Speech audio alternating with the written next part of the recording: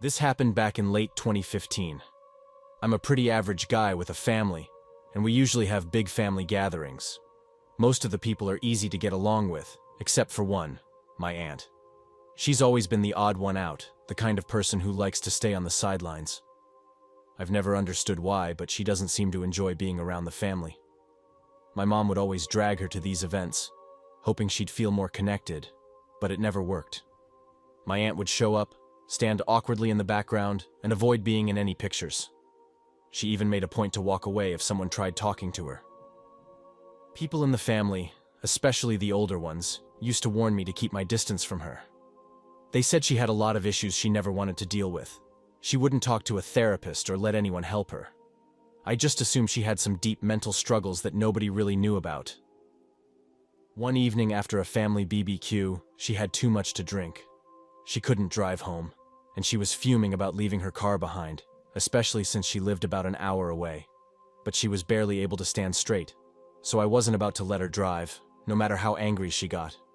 I told everyone I'd be the one to take her home, even though I was dead tired. I tried making conversation on the drive, but it was useless. Her drunk self was even nastier than usual, snapping at me for no reason. "So, what's new with you?" I asked. "Shut up! Don't act like you care," she barked back. "Of course I care. I'm your family," I replied. "I said I don't want to talk, just shut up and drive." The whole ride was painfully awkward. I've had some uncomfortable moments before, like walking in on my teenage son doing, well, teenage stuff. But this was on another level. As soon as we pulled up to her house, she jumped out of the car before I could even say goodbye and ran inside like she was terrified. I drove home thinking she was just being her usual strange self. By the time I got home, my family was asleep. I wasn't quite ready for bed, so I figured I'd scroll through Facebook for a bit. I started looking at pictures from the BBQ, smiling at the happy faces. But as I scrolled, I accidentally refreshed my feed, and that's when things took a turn for the horrifying. A new post popped up, a picture of my aunt, gagged and tied up in her house, like she had been kidnapped. The photo was uploaded just 5 minutes ago. I couldn't believe what I was seeing. The people who had her were posting the photos, and in every picture, she looked more terrified than I'd ever seen her. I knew she lived by herself, so there wasn't anyone there to help her except those who saw the post. My heart was pounding as I quickly messaged a few family members in our group chat, explaining what I had just seen. Everyone agreed that since I lived closest, I should head over right away while they called the cops. I didn't waste any time. I didn't even bother putting on proper clothes, just grabbed my car keys and bolted out to the garage in nothing but my boxers, speeding into the dark streets. Even though I told myself to focus on the road, I couldn't stop checking Facebook every few seconds. Every time I refreshed the page, another chilling update appeared. Her captors were toying with us, posting videos of her sobbing, begging for help. I tried calling her phone, but it went straight to voicemail. My heart sank. I was so desperate I decided to record a video while driving, tagging her kidnappers in the post. "You listen to me, you sick bastards!" I growled into my phone, gripping the steering wheel so hard my knuckles turned white. "I'm coming for you. If you lay a finger on my aunt, I swear there will be consequences. I'm not far. You'd better be ready." The whole time, I could feel my hands shaking. I almost lost control of the car, swerving off the road for a second before jerking it back. My pulse was racing, my mind was spinning, but somehow I made it to her house in one piece. By the time I pulled up, the place was already crawling with cops. Blue and red lights flashed against the windows, casting long shadows across the lawn. I stayed in the car, not wanting to interfere with what they were doing. I wasn't close with my aunt, but seeing her like that, knowing she was in danger, made me feel like I had failed her. Guilt gnawed at me. Maybe if I'd walked her inside, none of this would have happened. But it was too late for regrets now. All I could do was sit back and wait, hoping they'd catch the scumbags who had done this. But when the cops came out, there were no handcuffs, no suspects. It felt like a punch to the gut. They hadn't caught anyone. My aunt, though, was led out of the house, her face pale and shaken, but alive. They put her in a police car, probably to take her somewhere safe or get her statement. It wasn't until later, when the investigation started digging deeper, that the real shock hit us all. It turned out my aunt had made the whole thing up. The videos of her tied up, gagged, crying for help, completely staged. All of it. When I heard the news, I didn't know how to react. My family was devastated. None of us could believe she would go that far for attention. We were furious, heartbroken, confused. I guess we all knew she had problems, but none of us imagined it would get this bad. She was arrested, charged with filing a false report, and it turned our world upside down. The worst part was knowing that while I raced through the night, thinking she was in real danger, it was all just a lie. The woman needed help, but instead, she dragged all of us into her madness. And now, the whole family is left trying to pick up the pieces.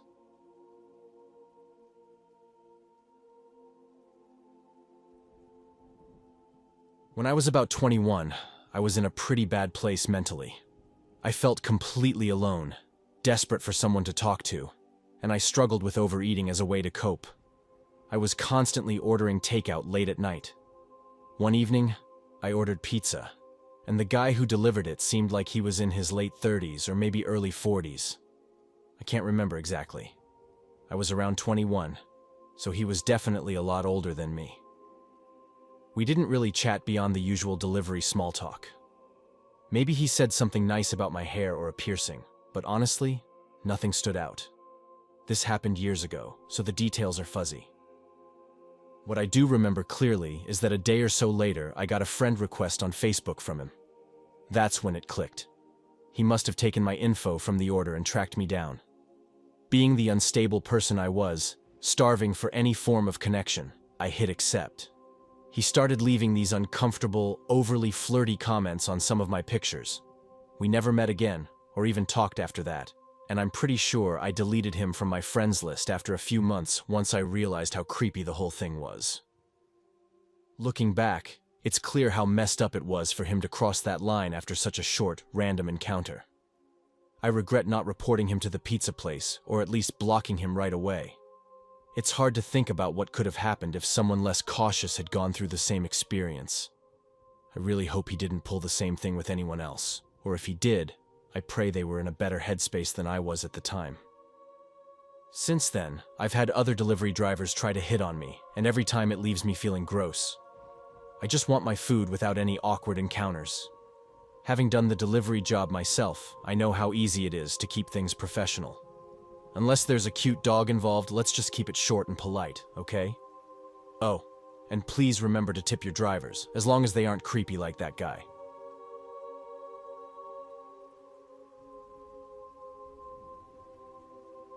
I've got a creepy story about Facebook Marketplace that still gives me the chills. Trust me, I won't be using it again anytime soon. This all went down about 4 years back. I had this old but decent 48-inch TV that I'd been using for a while, but I'd just upgraded to a 60-inch one. The old TV wouldn't fit in my bedroom, and I didn't need a second one anyway, so I figured I'd sell it online. Facebook Marketplace seemed like the easiest place to post it, so I took a few pictures, wrote a quick description, and listed it. At first, nothing happened. Then some guy messaged me with an offer that was straight up ridiculous, like way below what it was worth. I blocked him. A day later, someone else hit me up, a guy named Rob, who seemed normal. He asked if the TV worked, and I assured him it was still in great shape. We went back and forth on the price for a bit, and eventually he agreed to a number I felt pretty good about. We made plans for him to come by that weekend to pick it up. When Rob came over, he seemed polite enough. I let him in, plugged in the TV to show him it worked fine, and he paid me in cash. He carried it out to his truck, thanked me, and drove off. I felt pretty good about the whole thing, quick and easy. But then, 2 weeks later, I got a message from Rob. He said the TV had broken and he wanted his money back. Now, when I sold it, the TV was working perfectly. It had been 2 weeks since the sale, and I didn't offer any sort of refund or warranty. So I told him no, figuring whatever happened after he took it was his own problem. But I was curious about what had supposedly gone wrong, so I asked him to explain what happened. Rob claimed he had no idea how it happened, just that the TV was completely busted. Then he went on about how I must have sold him a defective TV and threw out some nonsense about taking me to court. I was skeptical, so I asked him to send a photo. What he sent me looked like someone had taken a bat to the screen. It was wrecked. cracked straight through, as if someone had punched it. I straight up asked him if he did that, which set him off. He got all defensive, saying it wasn't his fault, and demanded to know if I was going to refund him or not. I flat out told him no. It had been weeks, and I wasn't offering any kind of guarantee or return policy. Plus, I reminded him I showed him it worked perfectly fine when he picked it up. That's when things got heated. He started cursing at me, and I had enough, so I blocked him, thinking that would be the end of it. Honestly, I was pretty stunned he had the nerve to demand a refund for something he clearly broke. Later that night, though, he showed up at my house. I couldn't believe it. He must have kept my address from when he picked up the TV. He was pounding on my front door, yelling for me to open up. I stayed inside, yelling back through the door for him to get lost. He shouted that he wasn't leaving without his money and that he'd brought the TV back. I peeked through the window and sure enough, there he was, standing next to his car with the smashed TV in his hands. I told him straight up he wasn't getting a refund, but he wasn't backing down. He kept yelling and refusing to leave, so I threatened to call the cops on him. Finally, that got through to him. He stormed off, but not before I saw him walk over to my car in the driveway and chuck the TV right at my windshield. After he drove off, I went outside to check for damage. Miraculously, my car was fine. The windshield didn't even have a scratch. The TV, though? That thing was toast. It had already been trashed, but now it was lying in pieces all over my driveway. Luckily, that was the last time I ever saw Rob or heard from him again.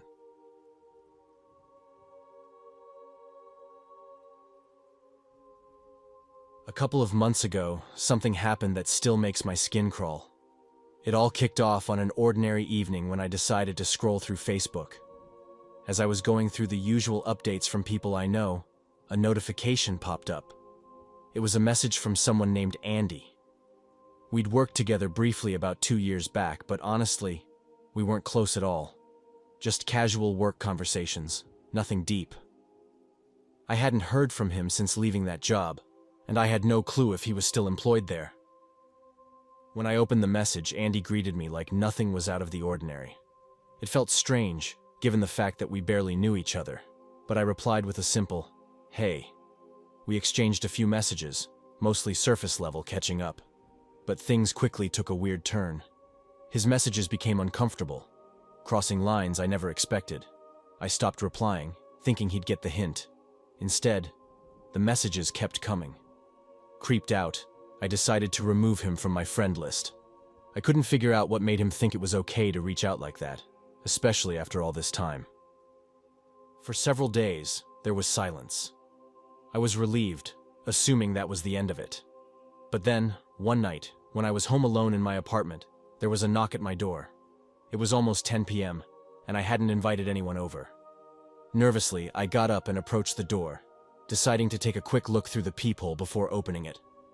I expected maybe it was a neighbor needing something, but to my shock, it was Andy standing right there. It didn't make any sense. I stood frozen by the door, wondering how Andy could possibly know where I lived. I'd never mentioned my address. I kept quiet, hoping he would just go away.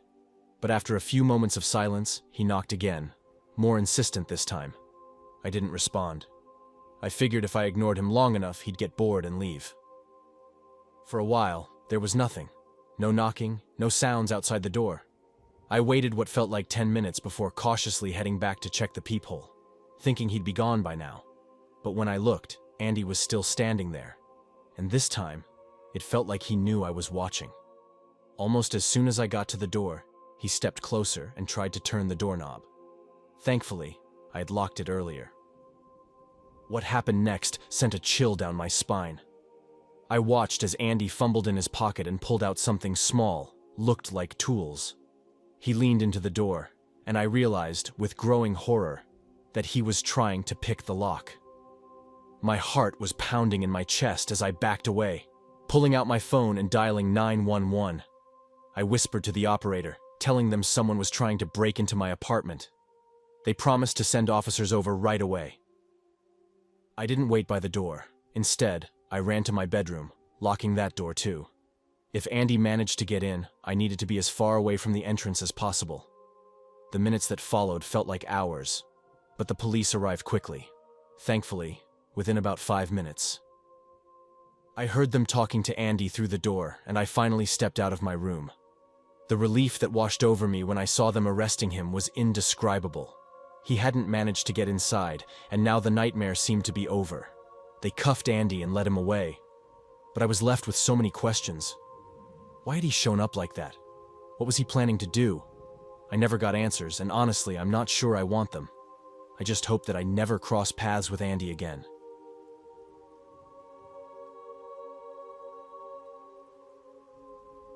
In 2009, when MySpace was fading and everyone was jumping to Facebook, it seemed like every person I knew was setting up an account. One of the biggest things then was reconnecting with long-lost friends. I was 35 at the time, and within days of making my profile, I had linked up with over 20 old friends. Some were from college, a few from high school, and even one from kindergarten. It felt surreal to reconnect after so long. We all got a glimpse into each other's lives, and it was honestly exciting. One night, after a long day at the office, I got a friend request from a blank profile. No pictures, no details, nothing. The name wasn't familiar, but I saw we shared a few mutuals from my high school group. Figuring it had to be someone I'd once known, I hit accept without much thought. The next day, I got a message from that same mysterious account. It read, "Hey, who's this?" I was confused, wondering why they would add me without saying who they were. Curious, I replied, I could ask the same. Then came the response that made my stomach drop. "It's Andrea. Remember me?" Andrea was my first serious girlfriend. We dated in 8th grade, but her family moved to Texas and we lost touch. For years, we stayed in contact by letter, but after a while, life happened, and we drifted apart. Seeing her name brought back a flood of emotions. "Wow, Andrea, it's been so long. How are you?" I typed, trying to keep my excitement in check. To my surprise, she replied right away. We started chatting and it felt so easy, just like when we were kids. She filled me in on her life, living in Florida now with her husband and 3 kids. While I was happy for her, there was this weird pang of sadness too. Life really had moved on for both of us. We kept chatting like this for weeks, and honestly, I was just glad to have her back in my life, even if it was only through Facebook. Andrea told me all about her job as a substitute teacher and how she had picked up gardening as a hobby. But when I asked why her profile was still blank, she explained that she wasn't good with computers, never had been. Her husband had set it up for her, but she didn't really know how to upload pictures or write statuses. I thought about suggesting she look it up online, but I remembered she wasn't tech-savvy even when we were younger. Back then, access to the internet was limited too, so it wasn't like she could just figure it out quickly. As days went by, our conversations became more frequent. Each evening, we'd exchange a few messages about our daily lives. I told her about my job at an office in Chicago, my commute, my boss, and all the little things that filled my day. She, in return, shared stories about her students, her kids, and even her husband. It became something I looked forward to every day. Then, all of a sudden, she stopped replying. At first, I brushed it off, assuming she was busy with her family or work. But when days turned into a week, the silence started to eat at me. I sent her a few messages just to check in, asking if everything was okay. No answer. Eventually, I got so worried that I decided to call her. She had given me her landline number, since not everyone had cell phones in 2009, especially where she lived. When I dialed, a man picked up. I asked for Andrea, but he told me I had the wrong number and hung up before I could say more. My stomach dropped. That wasn't like her at all. A few days later, I got a single text from her. Relief washed over me when I saw her name pop up, but that feeling quickly turned into something darker. The message was brief. "I need your help." My heart started racing. Where had she been all this time? What was going on? I immediately fired off a bunch of messages. "What happened? Are you okay? Where have you been? Are the kids all right?" I waited, staring at the screen, hoping she'd reply. Finally, she sent another message. This time, it was a photo.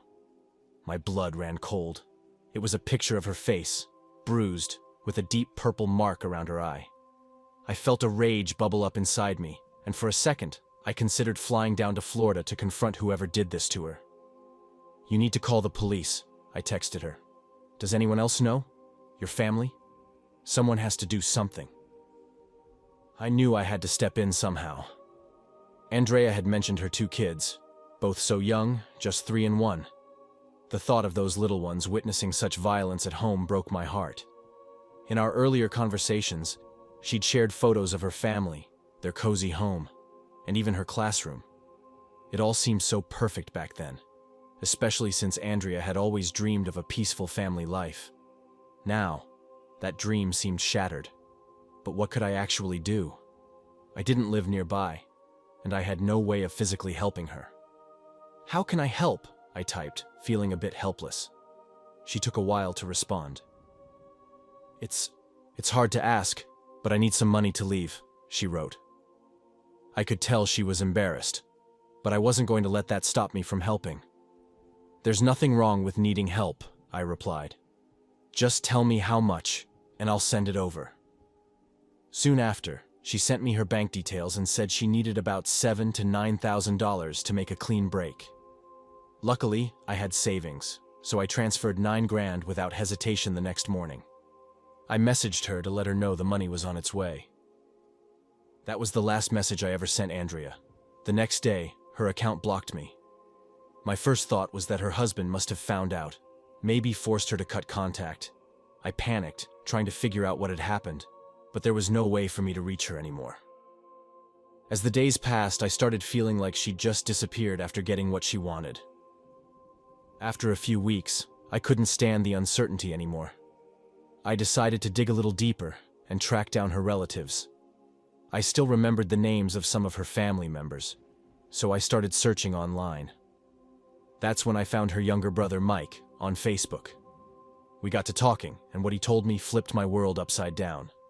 Andrea was living happily with her family in Michigan, completely fine. They had their 2 kids, and everything seemed normal. When I mentioned what had been going on, Mike was stunned. He said he would know if anything was wrong in her life, but nothing was. Everything I had been told was a lie. That's when it hit me. I had been scammed. Mike sent me a link to Andrea's real Facebook account, and to my horror, it was nothing like the one I had been messaging. Her real profile was full of pictures, status updates, and the normal things you'd expect. Even worse, some of the photos I'd been sent by the fake account were the same as the ones on her real page, meaning whoever was behind this knew her, and me, pretty well. I felt sick to my stomach. I had wired thousands of dollars to a complete stranger pretending to be my first love.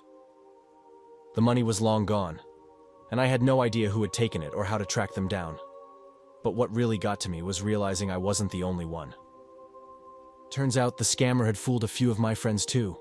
When I talked to them, they admitted they'd also been asked for money by the same account. And just like me, they'd sent cash, too ashamed to talk about it afterward. Each one of us had transferred money to the same account. This was one of the most humiliating things I've ever experienced. Apart from Mike and a handful of friends, I haven't really spoken about it. Until now.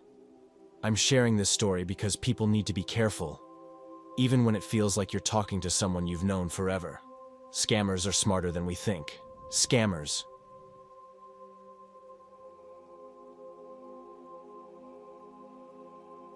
About 5 weeks ago, I got a friend request on Facebook from some guy I didn't recognize. He wasn't a total stranger though, since we had a bunch of mutual friends, so I assumed we must have crossed paths at some point. Right after I accepted, he started calling me on Facebook Messenger. I didn't answer, and after trying a couple of times, he stopped. A week later, I got a call from a number I didn't recognize. I picked up because I had applied for a job and was hoping it was them getting back to me. When I answered, this really excited voice said, "Hey, how have you been?" He also said my name, which threw me off because my name is unique and tough to pronounce correctly. I asked who it was, and it turned out to be the same guy from Facebook. I told him he had the wrong number, and he started asking weird personal questions. Where I lived, where I went to school, stuff like that. I told him I wasn't comfortable sharing those things, but he kept pressing. I eventually hung up. He called again the next day. As soon as I heard his voice, I hung up immediately. If he calls again, I'll block him. The creepiest part is that I barely have any personal info on Facebook, and I definitely never put my phone number there. None of my friends would give out my number either, so I'm left wondering how he even got it. The whole thing is unsettling.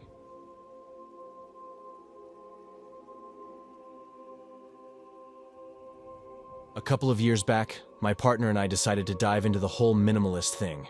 It's when you keep only what's really necessary and get rid of everything else that just clutters up your space. Before this, we were collectors. Every shelf in our place had something displayed. Rocks, little trinkets, or whatever else we found interesting. Our house was always packed with stuff, right until we stumbled onto this minimalism idea. Once we learned about it, we started clearing things out, selling most of it online.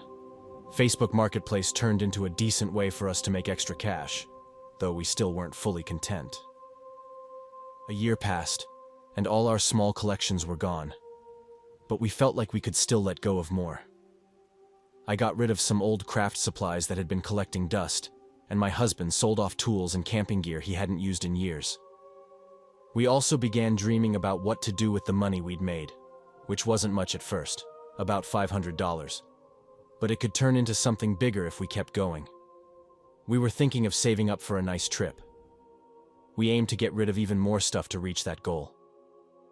I even started selling some of my more valuable things, like vintage china and old art pieces. My husband? He had this huge drum set from his college days. It was a 10-piece kit he barely touched anymore. He played in a small band that had maybe 5 shows total, but that was over a decade ago. Still, for some reason he kept it, like a piece of him hoped he'd pick it up again. But 10 years is a long time to hang on to a dream that never got rekindled. Finally, he decided to let it go. He put it up for sale, listing it for a pretty fair price, much higher than any of the other items we were selling. It was supposed to be the thing that would almost double our savings. We started getting a few offers here and there, but none of them were really worth his time. Some people tried to trade, others offered to pay in small chunks, and a lot just lowballed him. But my husband knew its worth, and he stood firm on the price. It was already marked down enough. About a week later, when I was home alone, a notification popped up. Someone commented on the drum set post, saying it looked great and the price was fair. He asked if he could send a message to discuss buying it, and I told him to go ahead. I was just finishing up some chores, laundry, I think, when I noticed the message come in. I gave Mitch a quick call. "Hey, someone's interested in your drum kit," I told him. "Do they sound serious?" he asked, sounding a little distracted. "Hard to say right now. He just commented on the post.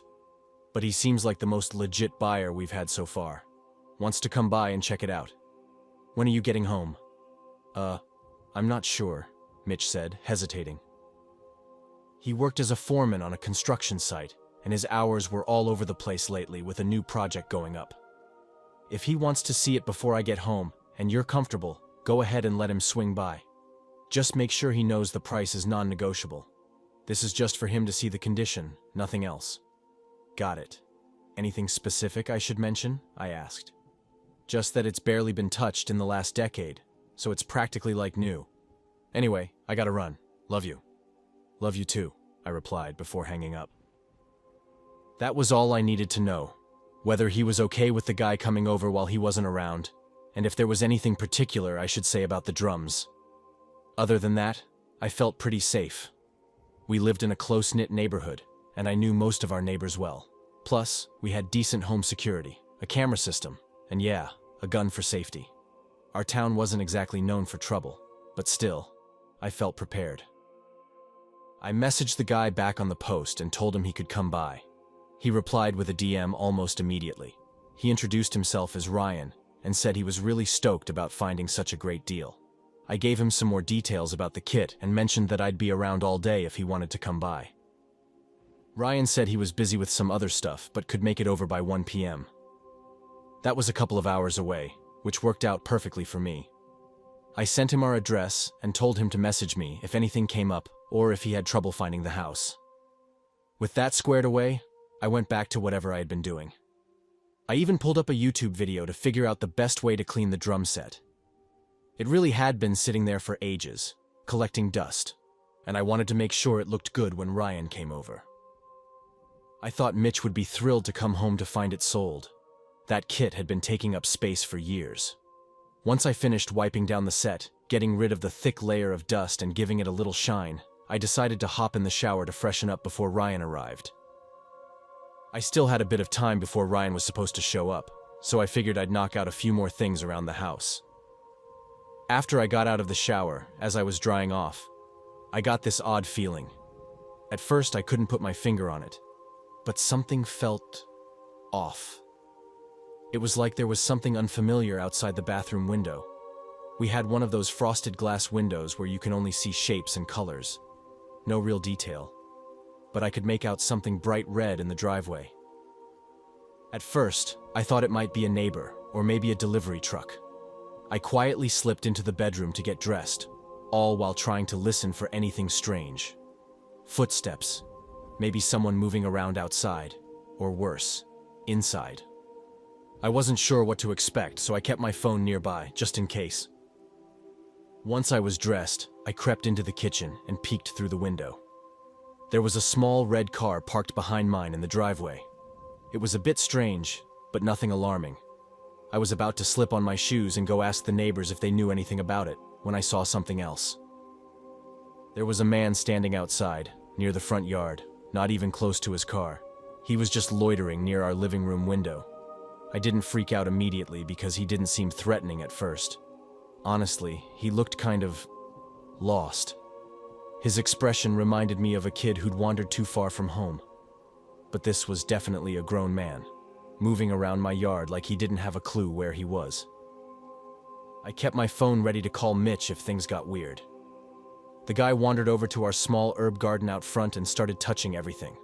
Rosemary, thyme, basil, you name it. He even plucked a few leaves here and there and just pocketed them. He made his way through most of the garden, picking herbs until he had a decent amount, and then he strolled back to his car and stashed the lot in the console. I thought for sure he'd drive off then, but nope. He came right back to the side of the house and started messing with our hose. He unraveled it, turned the water on, and began watering the plants like he lived here or something. A few quick sprays, and then he took the nozzle and started drinking from it. I'm not exaggerating.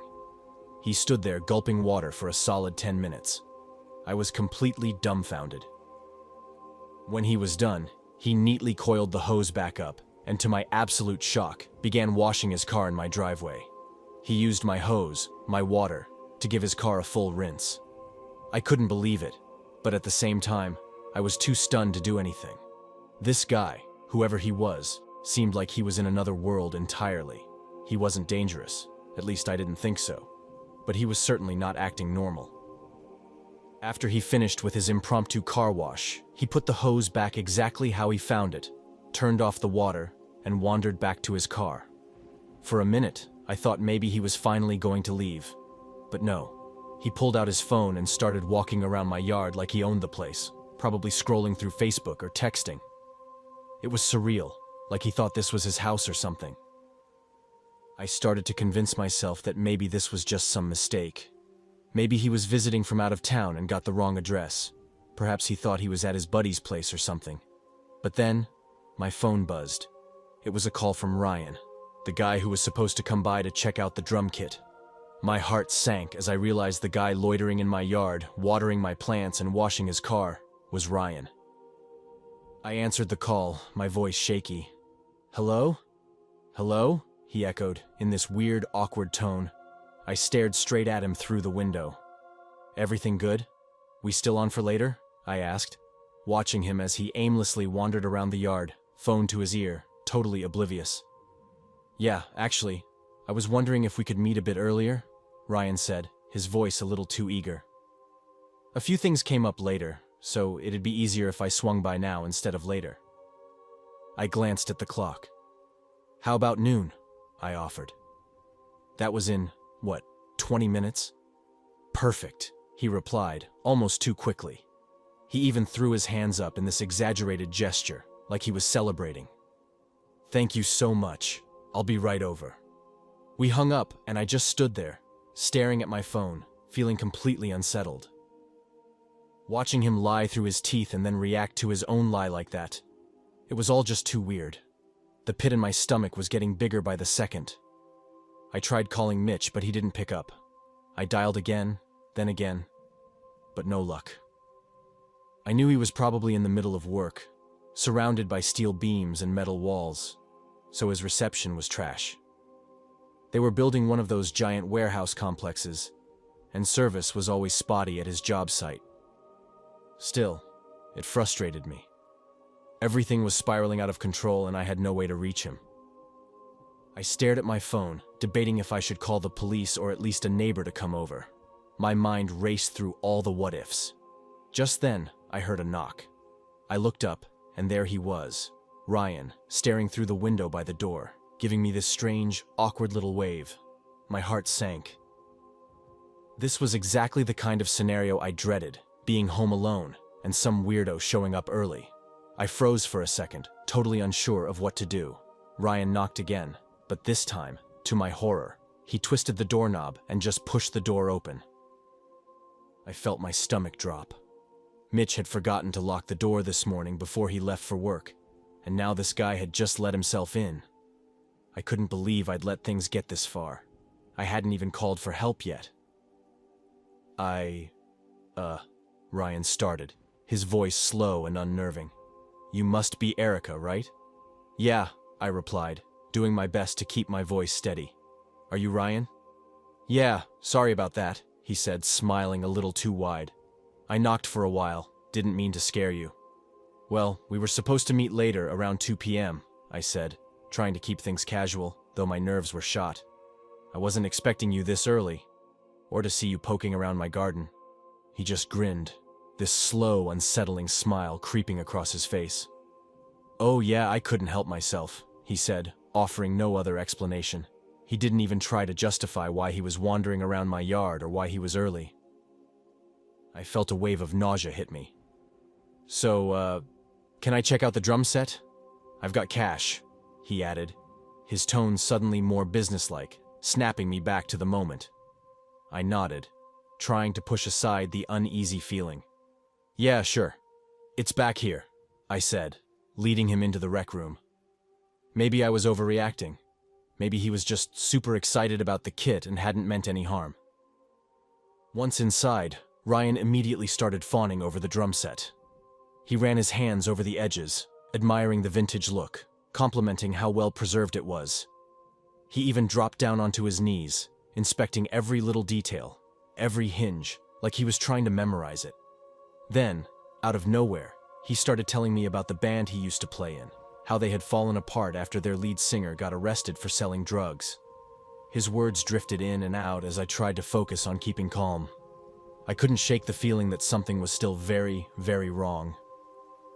He started going on about how he was just a fill-in drummer for different bands, picking up random gigs whenever someone needed him. Sometimes he'd tour with groups for a bit, other times he'd just play local shows. He told me how those years taught him a lot about different music styles and what he really enjoyed playing. Before I realized it, this guy had been talking for almost 40 minutes. He hadn't looked at the drum set once since he started his story. Now, it was all about his life. I was getting that same uneasy feeling again. Ryan had stopped being a buyer and had somehow turned into a guest who didn't know when to leave. He started wandering through different rooms, like he was giving himself a tour of our home, commenting on random things he saw along the way. I couldn't figure out if he was just spaced out or totally off his rocker. He'd keep glancing back at me with these strange little looks, like he was sizing me up or something. Hey, I've got a lot going on today, I finally said, cutting him off mid-ramble. Are you still interested in buying the drum set? That's why you're here, right? Oh yeah, the drum set, of course. It's great.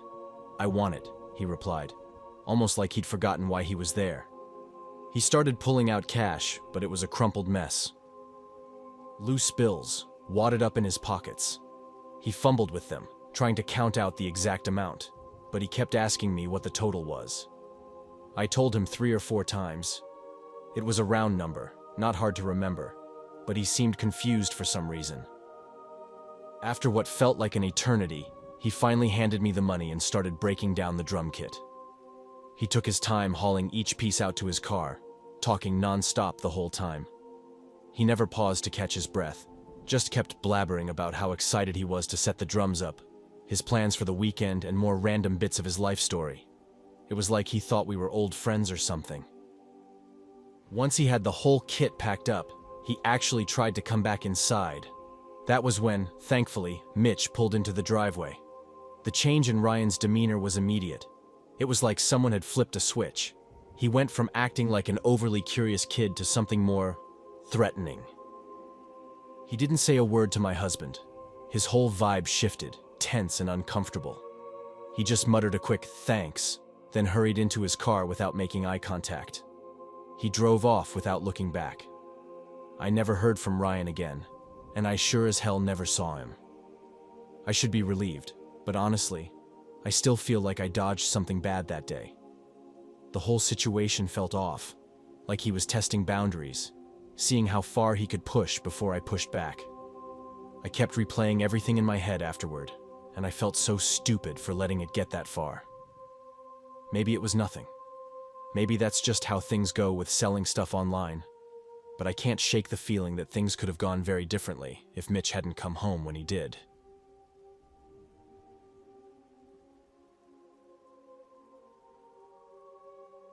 I made a social media account when I was about 15, and this weird thing happened back then. I can't remember the exact year, but I know I was in high school. Like most people, I used it all the time, checking it multiple times a day. One evening, I got a message from a friend, someone I went to class with, saying my account looked like it had been hacked. I logged in, and sure enough, there were a bunch of strange posts I hadn't made. Some of them looked like someone had just smashed the keyboard. Others were random sentences that made no sense. I felt so embarrassed. Some of my friends even commented with confused emojis or question marks under those posts. I had no idea who could have gotten into my account or how they guessed my password. As I scrolled down the page, I found more posts, way more than I expected. There were around 20 posts, all within a couple of hours late at night, like between midnight and 2 a.m. Then I got to one of the first posts that had gone up. It was different because it had a photo attached to it. The picture? It was of the house I was living in with my family at the time. The caption said, "This is where I live." The picture seemed to be taken from the driveway, maybe even the street. That's when my stomach dropped. It was super unsettling, but I quickly changed my password and deleted all the weird stuff. Then, I posted an update letting people know my account had been hacked and the posts weren't mine. I asked around, trying to see if maybe one of my friends was playing a prank on me, but no one owned up to it. I even asked a few of them years later, but everyone denied doing it. Honestly, I don't think it was any of my friends. It could have been someone from my school, or maybe even someone I didn't know at all. I never figured it out. The thought that they were outside my house in the middle of the night still freaks me out to this day.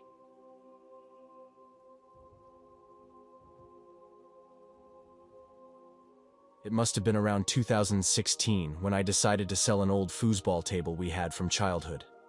It wasn't one of those super expensive ones you see in arcades, but it was still worth a couple $100. This thing had been gathering dust in my parents' basement for as long as I could remember, so I figured I'd get rid of it before my brother got the same idea.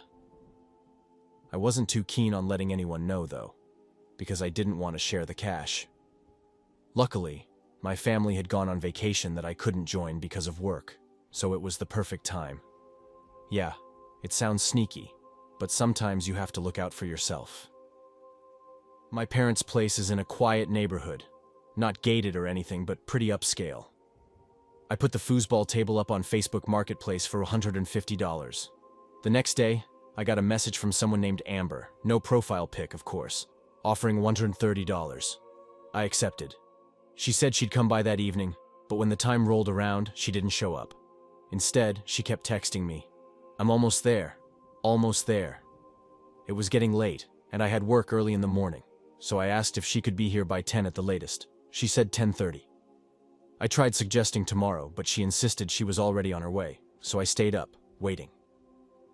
By the time 10:45 came, she messaged me saying she was outside. I looked out the window and saw a car parked out front, but then I noticed something weird. All 4 doors opened, and 4 people got out, 1 girl and 3 guys. I quickly texted her, "Are you bringing people?" But she stopped replying. As they started walking toward my door, I kept the screen door locked. These guys looked rough, and all 4 of them gave off a bad vibe. When they got close, I asked, "Are you Amber?" The girl nodded. "Yeah, it's me." "I can't let all of you inside," I said, trying to stay calm. "My parents are asleep." A total lie. She started tugging at the door, shouting, "What do you mean? Open up!" When she realized it was locked, she began banging on the glass. I decided to shut the main door and lock it, my heart pounding in my chest. For a while, I could still hear them outside, yelling and ringing the bell. I could make out the guys cursing and hurling insults, but I was just relieved I didn't let them in. They hung around the porch for at least 10 minutes, laughing and shouting like they owned the place. I peeked out of my sister's bedroom window upstairs, which gave me a clear view of the driveway, and caught one of the guys relieving himself right there in the open. No cars in the driveway made it look like no one was home, which was definitely not a good sign. The girl yelled something at me, but her words were muffled as they finally walked off. I couldn't make out what she said, but I was just glad when they eventually drove away. Shaken, I headed upstairs, hoping to sleep it off, but my mind kept replaying the whole thing over and over. A couple of hours passed, and I still couldn't fall asleep. Then I heard it, a loud crash from downstairs, the unmistakable sound of glass shattering. My heart jumped into my throat. I sat up, ready to lock the bedroom door, but something stopped me. Instead, I quietly tiptoed to the door, making sure it was already locked. It was. I crept back to the bed, gripping my phone, my thumb hovering over the dial screen. Stupidly, I waited for more sounds before calling anyone, and then I heard it, hurried footsteps coming up the stairs. I dialed 911, my hands shaking so hard I almost dropped the phone. I whispered everything to the dispatcher, struggling to keep calm. It felt like time had slowed to a crawl. The footsteps got closer, louder, and I felt like I was going to be sick. I slid under the bed, barely breathing, listening to the chaos as they tore through the house. It couldn't have been more than 5 minutes before they left, but it felt like hours. The police didn't show up until well after the intruders were gone. They'd broken in through a window in the back. Almost every room had been ransacked, with stuff taken from all over. Oddly enough, the foosball table was still there, untouched. When the cops finally arrived, they gave me a case number, told me to file a report at the station, and left. I went to meet with detectives a couple of days later, giving them all the information I had, including the sketchy Facebook Marketplace account Amber had used. I stretched the truth a little, saying someone had directly threatened me. I figured they'd take it more seriously that way. Surprisingly, they did. The detectives managed to track down the owner of the account, some girl from a nearby town in a sketchy neighborhood. Armed with a search warrant, they raided her place and found a bunch of our stolen stuff. She cracked under pressure and gave up the names of the 3 guys she was with. They were all charged with burglary. Most of what they took from my parents' house was recovered, though I'm sure there were a few things I didn't even realize were missing. To this day, no one's mentioned anything, so I assume we got most of it back. My parents were furious when they found out, understandably, but over time, they cooled off and eventually forgave me. Looking back, I still think exaggerating the threat was what made them take the case so seriously, but maybe that's just me.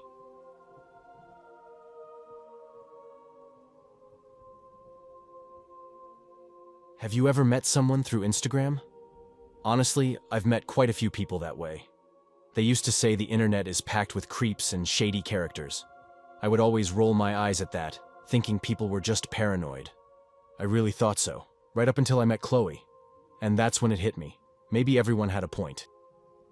I was hanging out at home one night, bored as usual, scrolling through my feed. That's when I stumbled upon Chloe's profile. Her photo showed her with this big, friendly smile, and her bio said she loved horror films as much as I did. Without hesitating, I hit follow, and shockingly, she followed me back right away. We started talking, and the conversation clicked effortlessly. We chatted about our favorite scary movies, our hobbies, just normal stuff. Chloe seemed like someone I could really vibe with. We kept chatting for a couple of weeks, like old friends who'd known each other forever. Then, one day, she brought up the idea of meeting in person. She said I could come over to her place since her brother was chill and wouldn't mind her having someone over. I felt a bit unsure, though. I lived on my own, so it would have been easier for her to visit me. But how do you even say that without sounding weird? So I swallowed my doubts and agreed to meet at her place. Looking back, I can't believe how bad of a decision that was. I still remember that night like it just happened. I was so nervous, but in a good way. Excited, you know? That feeling you get when you're meeting someone new. I plugged the address she gave me into my GPS and drove over. Her place turned out to be this old, run-down house in a sketchy neighborhood. The house looked like it hadn't seen any maintenance in years. Something felt wrong the second I pulled up, like I shouldn't even be there. But I ignored it and rang the doorbell anyway. A man answered, and his stare was intense, almost unsettling. But he smiled warmly, welcomed me in, and said Chloe would be down in a few minutes. I assumed this was her brother. She had told me they were really close since their parents weren't around anymore. As I waited in the living room, I noticed the family pictures on the wall. One of them showed the guy who opened the door standing next to a little girl. That had to be Chloe and her brother, right? They looked happy enough. I was sitting there waiting when I overheard two voices coming from upstairs. One was Chloe's. I don't care. Just stall them for a bit longer. I'll be ready soon. Well, you better hurry up, the second voice replied. You've got to be more on time, Chloe. Don't leave them hanging. Yeah, I know, just go. The guy came back downstairs after that little back and forth, apologizing for the delay, telling me Chloe was still upstairs finishing up. He offered me a seat and we started chatting. That's when things started to feel off. At first, I thought it'd be the usual awkward small talk, maybe a protective brother speech telling me to be respectful or something. But no, it wasn't that. He just kept staring at me. His grin was way too big, and his eyes wouldn't stop looking right at me, like he was studying me or something. I figured maybe he was just trying to joke around or mess with me, but the longer it went on, the more uncomfortable I got. So, you've been talking to Chloe on Instagram, huh? Yeah, it's been fun, I said, trying to keep it casual. I like Instagram too. Great way to meet new people. Yeah, I guess so. You know, Chloe and I have a lot in common. Our tastes, the things we like, almost the same. Funny thing is, if you were a woman, maybe you'd be more into me than into her, right? I hadn't thought about that, and honestly, I didn't want to. At that point, I just wished he'd stop talking. The whole conversation felt so strange, like he was trying to get under my skin with these weird, rambling comments that didn't make any sense. And still, he kept staring at me, his eyes bloodshot and intense. There was something off about him. He didn't seem like a bad guy, but I had this sinking feeling that he was dangerous in some way. Suddenly, he stopped talking and glanced up the stairs. After a long pause, he looked back at me and said that Chloe wanted me to wait for her upstairs. That didn't sit right with me, but at that moment, I would have done anything to get away from him. So, I agreed and made my way up. Anything was better than sitting there with him. When I reached Chloe's room, she wasn't there. It was weird because the room was surprisingly fancy, almost out of place compared to the rest of the house. There was an ensuite bathroom, and I could hear the shower running. I figured Chloe was taking a quick bath. I sat down on her bed to wait and shouted to let her know her brother had sent me up. No response. She probably couldn't hear me over the water, so I decided to wait until she came out. A few minutes passed, and I heard a door open, but it wasn't the bathroom door. It was the door leading back downstairs. I looked up, and there he was again. But something was different. The guy was dressed like a woman now. He had on a wig and was playing with it like he was trying to act all flirty. It was like the same guy, but completely different at the same time. He smiled at me, this time with a softer, almost creepy vibe. "Hey, sorry to keep you waiting," he said in a voice that was higher pitched, pretending to be Chloe. "I hope my brother didn't freak you out too much." I was frozen. The voice had shifted entirely. It wasn't the man's voice anymore. It was Chloe's. The same voice I'd heard earlier, the one I thought was coming from upstairs while I waited for her. "What's wrong? It's me," he said, still using Chloe's voice. "I'm ready to grab that coffee. Want to hold my hand?" He stepped closer, one hand extended toward me, but I could see the other was tucked behind his back. My heart pounded as I strained to see what he was hiding. Then I saw it, a large, gleaming knife. I backed away slowly, keeping my eyes on him. He stood between me and the door, cutting off any chance of escape. The windows were sealed tight, and there was nowhere else to run except the bathroom. I had no choice. I darted toward it and, thank God, the door wasn't locked. I slammed it shut and twisted the lock just as he began pounding on it from the other side. It was then I realized something was horribly wrong with the shower. It was running, but there was no sound of anyone inside. No splashing, no movement. Trembling, I pulled back the shower curtain. There, lying in the tub, was a skeleton. A full human skeleton, dressed in women's clothes.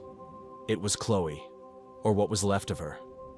I let out a strangled gasp and stumbled backward, collapsing onto the bathroom floor. From behind the door, I heard voices again. The door flew open, and there he stood. No wig this time, but the knife was still in his hand, raised, ready to strike. Desperation kicked in. The only thing within reach was the plastic toilet lid, so I grabbed it and hurled it at him. He swatted it away, but in that brief moment, I rushed him, slamming into him with everything I had. I bolted past him, my feet barely touching the floor as I ran for the exit. I could hear him right behind me, his breath hot on my neck. If I tripped or slowed down, even for a second, he'd catch me. He was that close. I could see the front door just ahead, but I knew he'd grab me the moment I tried to open it. So instead, I veered left and sprinted toward the dining room window. Without thinking, I threw myself through the glass, shattering it as I tumbled out of the house and into the yard. I didn't stop running until I reached the police station, panting and bleeding from cuts all over my body. They listened to my story, and soon after, they arrested him. When they investigated the house, they found what I had seen, the skeleton in the bathtub. It was Chloe. She had been dead for years, long before I ever met her online. The man, her father, had been diagnosed with multiple personality disorder.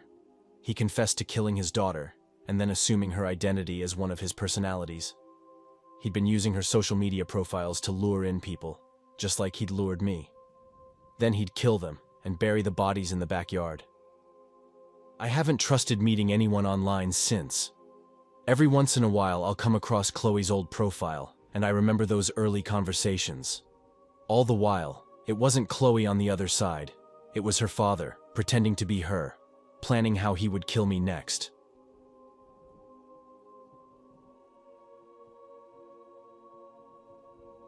A couple of weeks ago, something strange happened. You might already know, but Facebook has this new dating feature.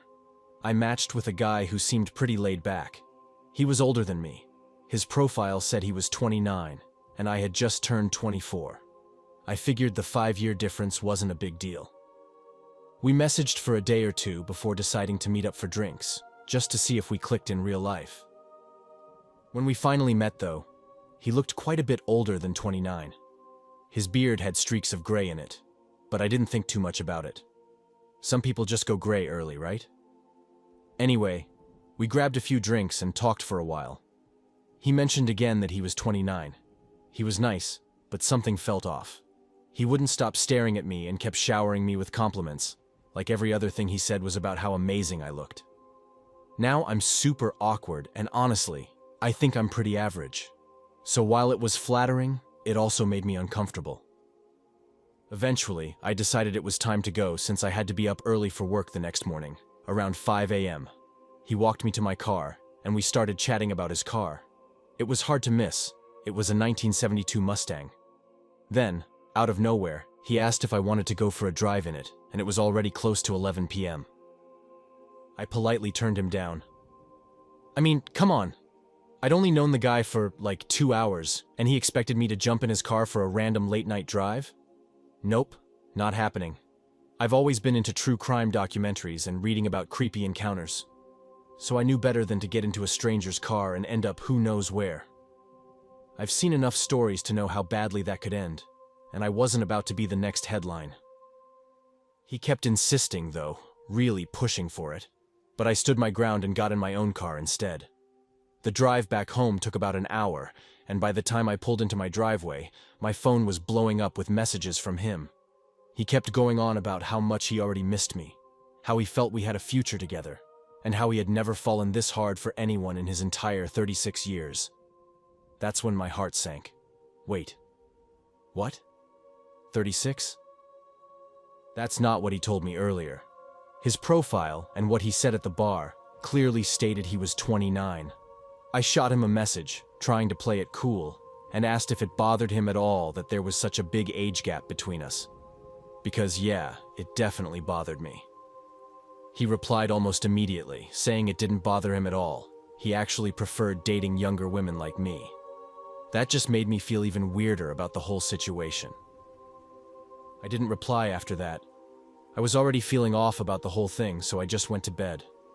The next morning, my phone was lit up with even more texts, 5 missed calls, and a couple of voicemails from him.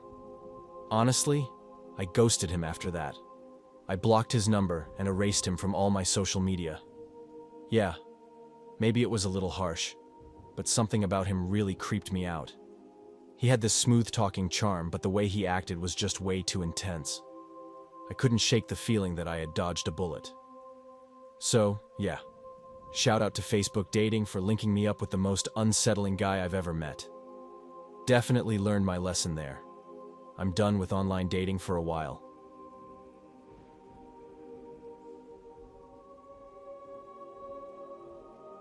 This happened roughly 6 years back when I had just turned 20.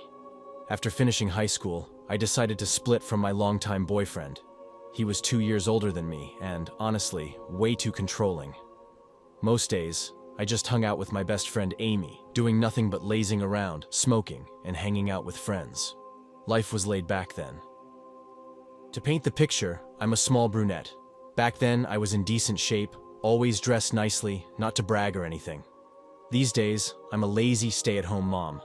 Anyway, like a lot of girls, I'd get the usual creepy messages on Instagram from random guys. They'd compliment my looks and try to ask me out. I ignored them most of the time.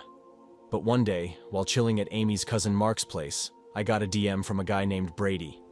His profile said he was a fitness model, and boy, it showed. His body looked like one of those dudes you see on magazine covers. Totally ripped.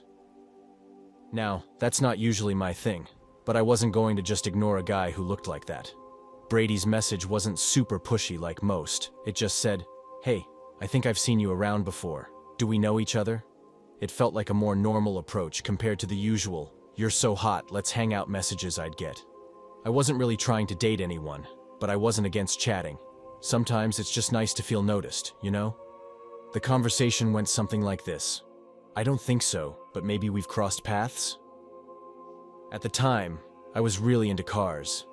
My family was big on them, so we got into that topic too. Brady seemed pretty chill, nice even.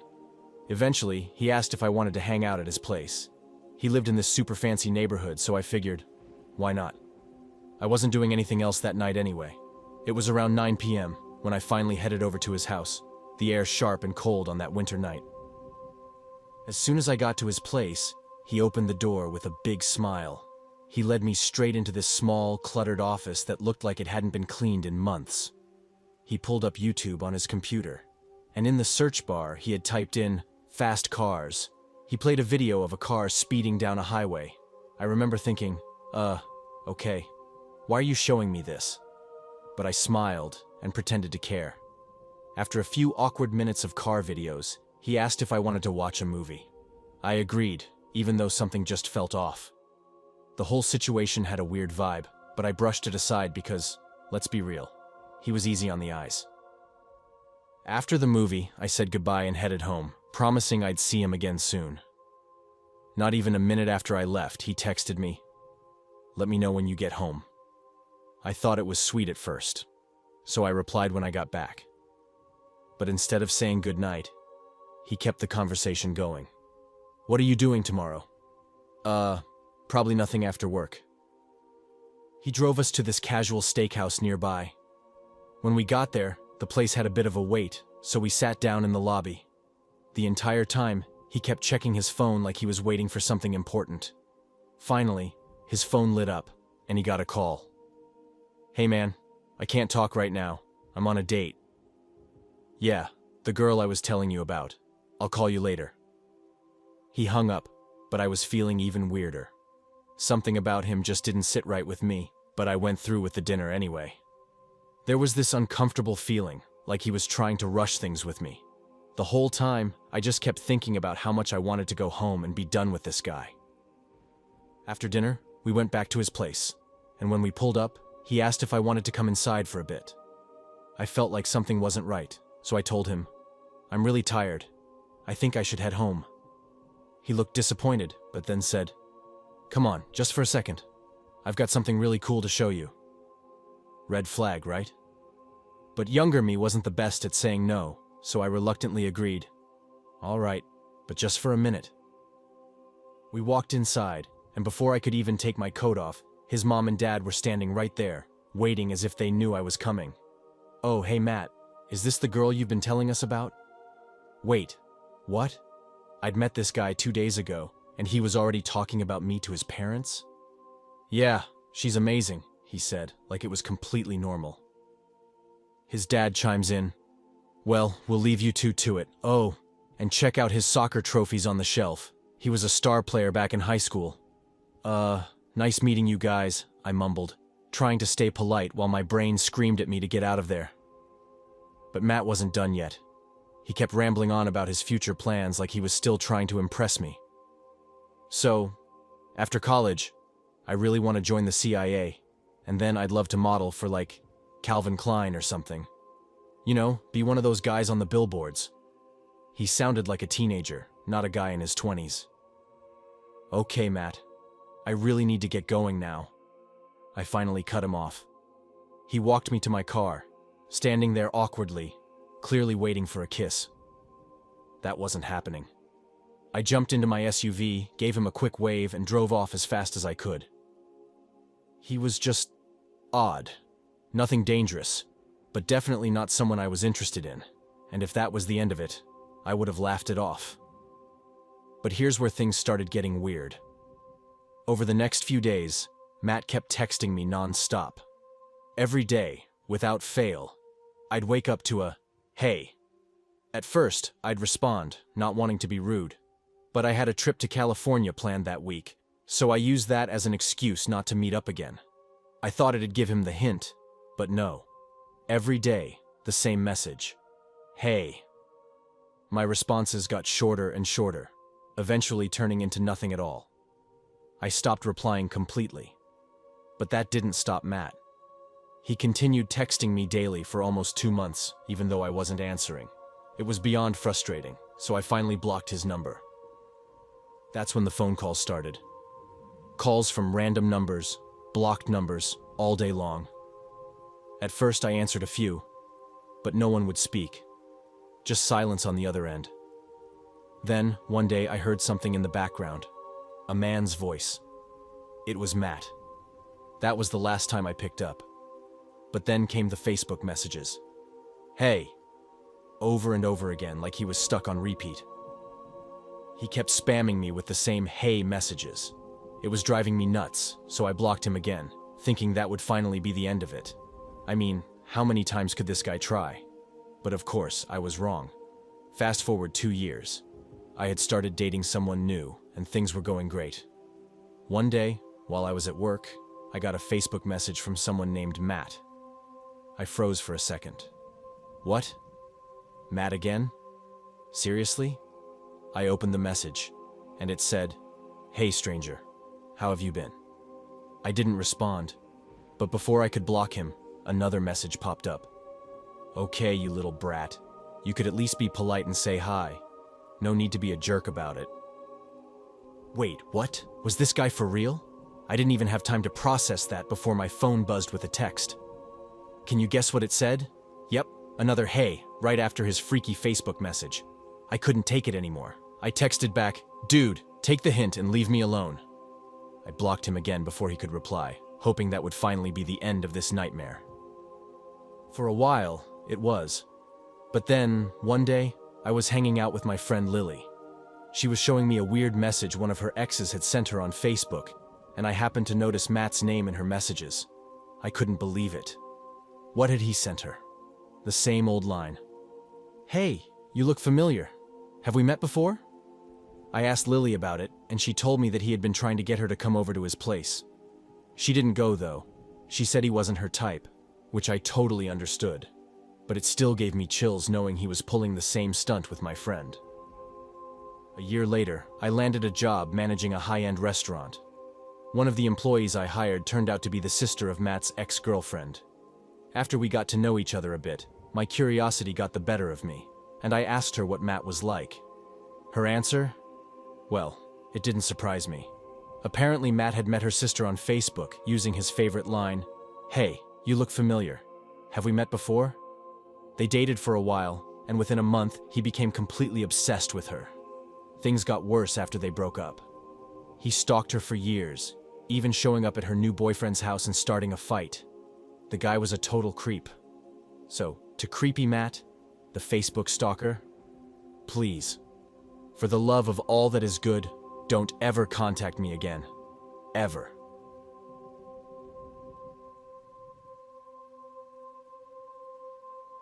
I've been using social media for a long time, probably since I was in college, which feels like a lifetime ago. This thing happened around 6 years ago, though. Over time, my friends list had grown to about 900 people. And no, I don't know most of them personally. A lot of them were random friend requests that I'd just accept. One night, I logged in after noticing a bunch of notifications. I post from time to time, photos, updates, nothing out of the ordinary. But this one guy had commented on nearly a dozen of my posts in one night. His comments were weird, like unsettling weird. Curious, I checked out his profile. There wasn't much info there, no mutual friends, and I couldn't even recall adding him. His profile picture was some generic selfie, but I was sure I had no clue who he was. Realizing he was on my friend list somehow, I figured I must have accepted his request ages ago without thinking. After seeing those creepy comments, I quickly unfriended him and erased his posts from my page. I thought that would be the end of it. The very next day, I had a message request. Guess who? It was that same guy sending me a simple, hello. I didn't even bother replying. I went straight to blocking him. I felt a bit uneasy, but I figured blocking him would put an end to it. I was wrong.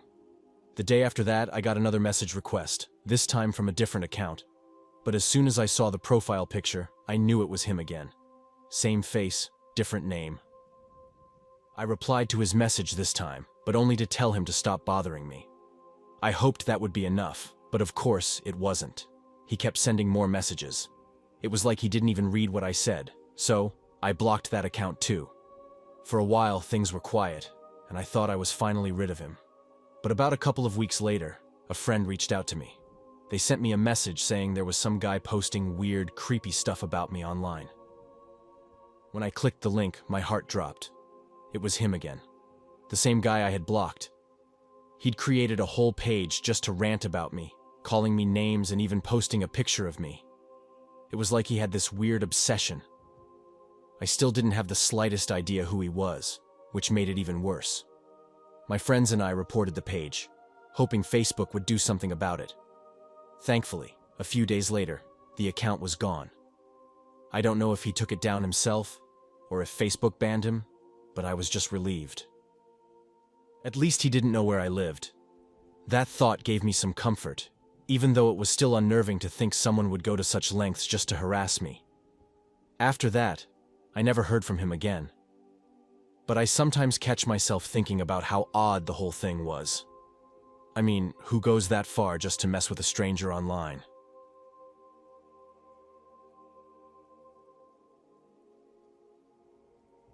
This happened quite a while ago. It all kicked off one morning when I checked my Instagram and noticed a new follow request. It was from a woman I had never seen before. We did share a mutual connection. Some guy I barely talked to but knew from the neighborhood. Without thinking much, I accepted her request. I didn't bother to scroll through her profile or anything. Later that afternoon, I saw she had sent me a message. Curious, I opened it and she had just said, "Hey." I replied back with a simple, "Hey, too," and we started chatting. The conversation didn't go on too long, just your usual small talk. She only told me that she was around my age and worked in a nearby town. Seemed normal enough, and she came across as pretty friendly. But that night, something really strange happened. About 3 hours after we had been chatting, I looked outside my window and noticed a car parked across the street. It caught my eye because it wasn't a car I usually saw in the area. To make it weirder, the woman in the driver's seat looked a lot like the one I had just talked to on Instagram. That creeped me out. I ducked away from the window, hoping she hadn't spotted me.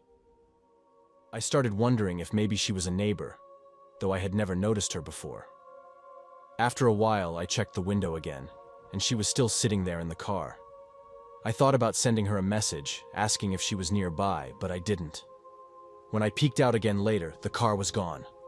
I was left feeling uneasy, not sure what was going on. I decided to stop messaging her for a bit, but the next day she sent me another message. We had kind of cut the conversation short the night before when I told her I had to make dinner, and she just said, "Okay." I didn't say anything else, but now she was back asking me, "What's up?" I didn't respond right away, so after a couple of hours, she followed up with, "Are you there?" Eventually, I answered. She asked how I was doing, and I told her I was fine. Then I asked where she lived. She named a place close by, but not in my town, so that ruled out the possibility of her being one of my neighbors. I didn't feel like bringing up the fact that I had spotted her parked outside my place the night before, so I kept the conversation going for a little while longer. Then, she asked if we could meet in person, suggesting a specific time and place. I made up an excuse and told her I was busy. That's when things took a turn. She kept messaging me, and her tone shifted. She got irritated, clearly upset that I wasn't agreeing to meet her. Finally, I told her straight up that I had seen her car outside my house the previous night. She completely denied it, acting like she had no idea what I was talking about. It was weird. Too weird. So, I blocked her. After doing that, I felt a sense of relief, but I couldn't shake the feeling that she knew exactly where I lived. A part of me feared she'd come back, and unfortunately, I wasn't wrong. Later that same night, around 8 p.m., she knocked on my front door. I was in the kitchen when I heard it. At first, I thought maybe it was someone else, but when I peeked out the window, it was her. I stepped back, unsure of what to do. Then, she knocked again and started yelling, saying she knew I was home and demanding I let her in. I stood frozen for a second before yelling back through the door, telling her I was calling the police if she didn't leave. But she didn't care. She stayed right there, pounding on the door every so often. When I realized she wasn't going anywhere, I grabbed my phone and dialed 911. I stayed near the front door, listening as she continued her weird ranting. About 15 minutes later, I saw the police lights outside. They talked to her for a while. She argued with them, of course, but eventually, they got her to leave. One of the officers told me that if she came back, she'd be arrested. Thankfully, she never returned after that. I don't know what her deal was or why she was so obsessed with me. A few days later, I decided to reach out to our one mutual friend, hoping to get some answers. Like I mentioned before, this guy was someone I barely knew from high school. We'd never really hung out, just crossed paths a few times. When I asked him about her, he said he honestly couldn't remember when he added her as a friend or who she even was. That didn't help much, but at least she was out of my life for good.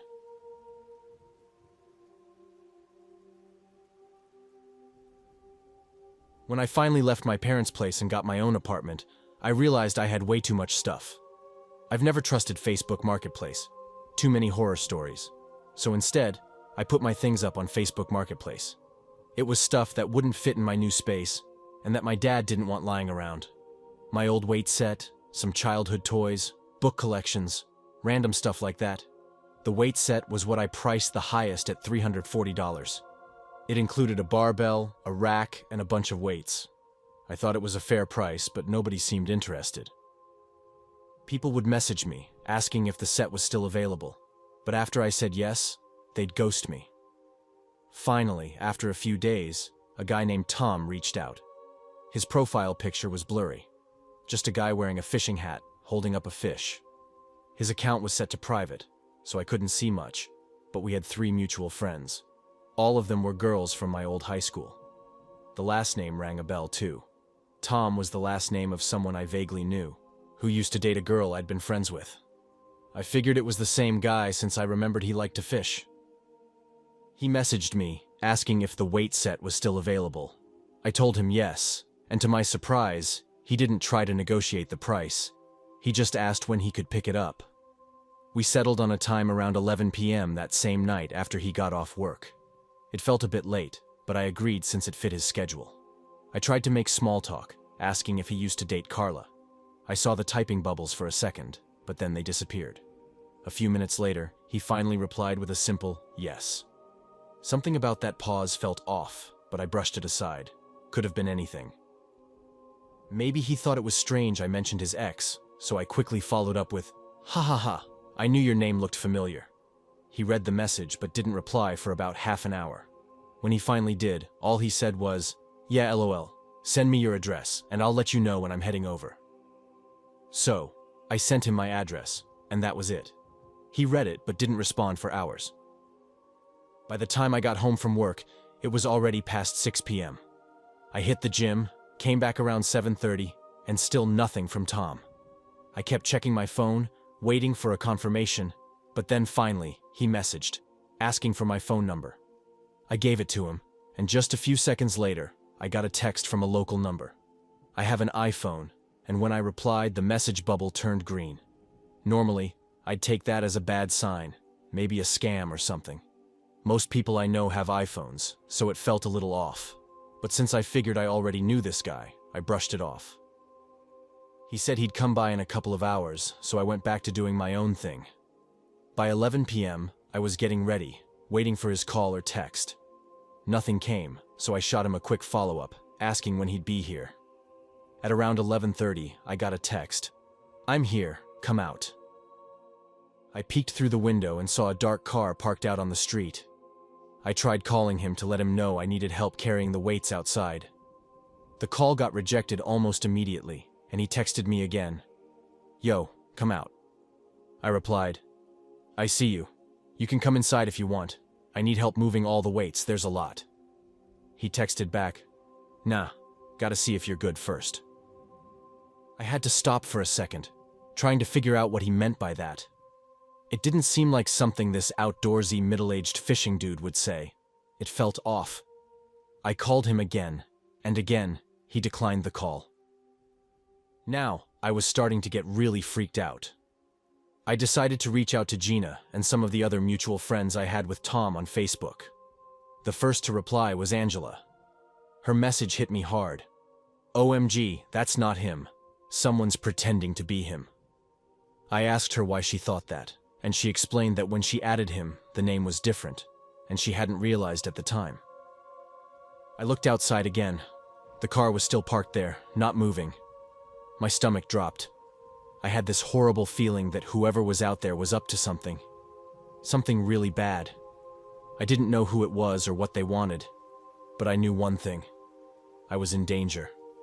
I thought about trying to contact the real Tom, but he didn't seem to have any social media presence. At least nothing I could find. I decided to lock the door and cut off all communication. I turned off the living room light, crept over to the window, and barely lifted the blinds. I swear I saw someone crouched behind a bush in front of my apartment. My heart pounded. I kept watching, and then the car honked. Suddenly, the guy hiding in the bushes bolted toward the car, and it sped away. Watching the car leave didn't make me feel safe. Instead, a wave of pure dread washed over me. Not only had I just dodged whatever was about to happen, but now those people knew where I lived. They had my address.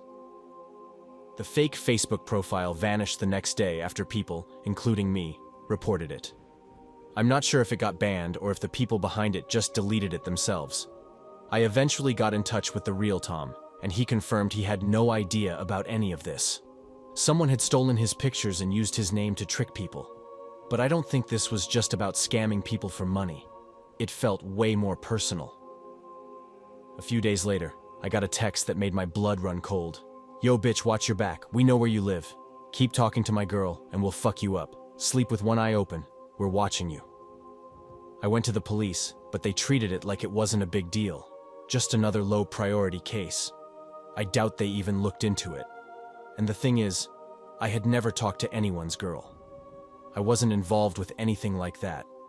At the time, I was in a serious relationship, seeing one person. I'm almost certain it's all connected, but I have no idea who's behind it, or what would have happened if I'd opened that door. Ever since that night, I've been living with a constant sense of fear. I'm always checking over my shoulder, glancing out the window before stepping outside, especially at night. Luckily, I haven't gotten any more threatening messages, but I can't shake the feeling that they're still out there, watching.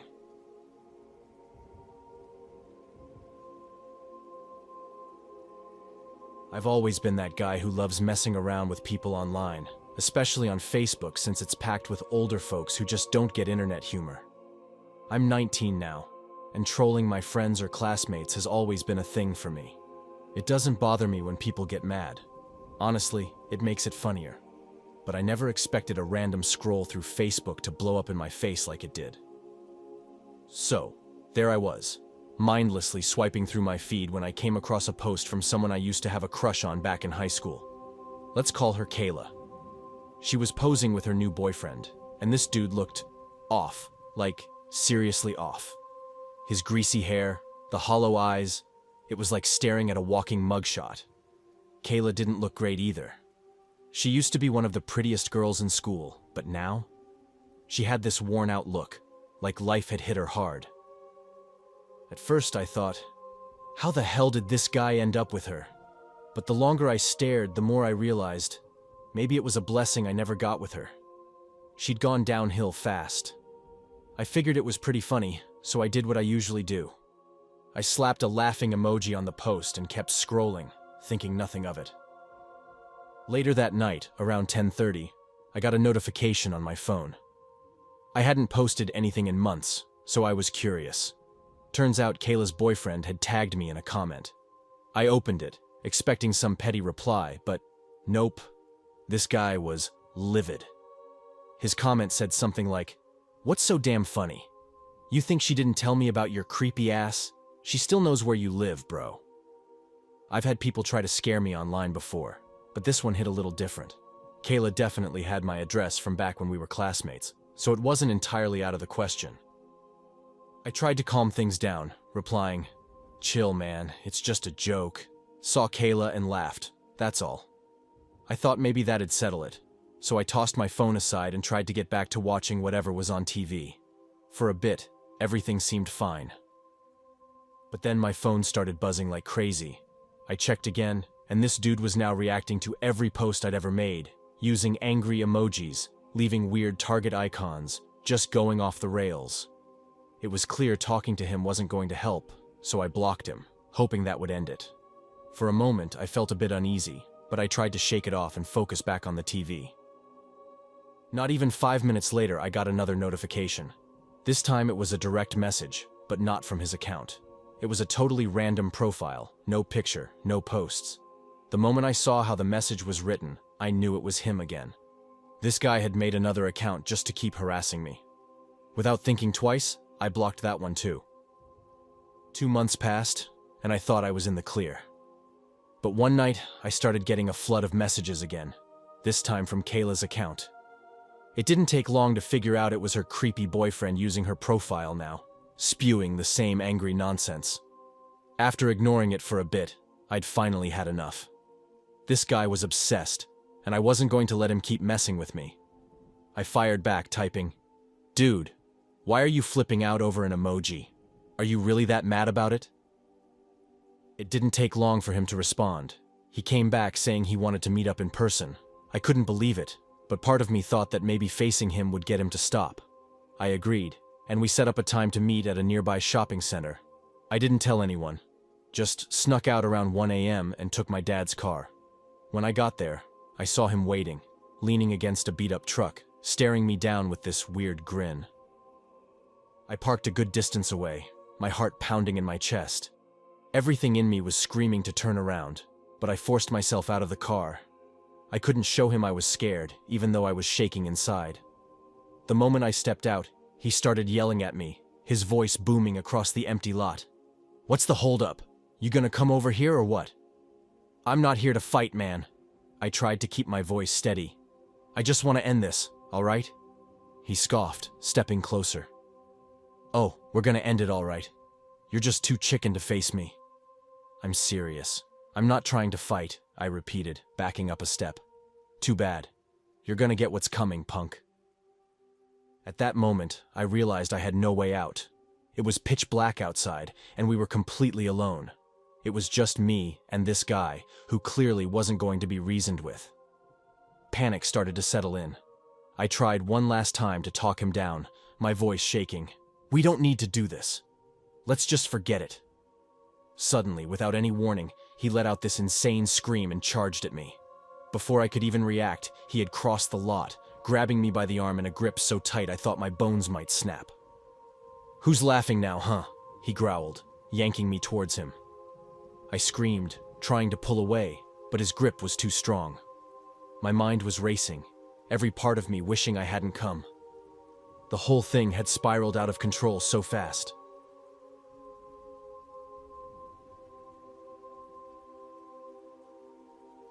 About 6 months back, we moved into a new house in a small town. We had been living in a condo before, so we needed to get a lawnmower. Instead of dropping $300 on a new one, especially since we might move again in a couple of years, we decided to hire someone to mow the lawn. At first, we hired a guy my fiancé used to know from work. But after paying $75 every 2 weeks, we started looking for something cheaper. That's when I found Eric. Eric had posted on a local Facebook group that he was looking for yards to mow that weekend and claimed to have his own landscaping business. Seemed legit, so I sent him a message. Right away, Eric seemed friendly.